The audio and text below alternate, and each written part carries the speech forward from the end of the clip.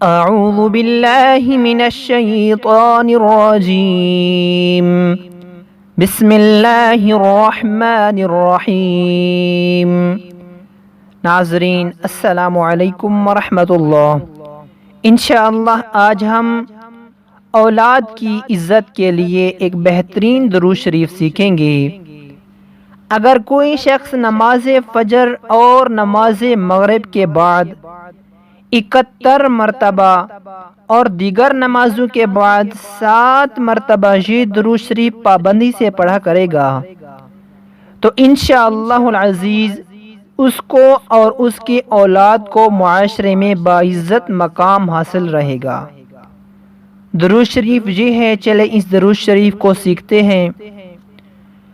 اللہم صلی علی سید العالمین حبیبک محمد وآلہ صلاة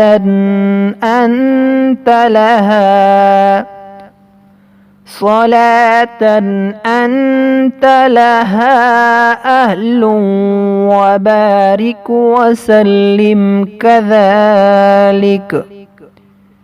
اس درود شریف کا ترجمہ سماعت فرمائیں۔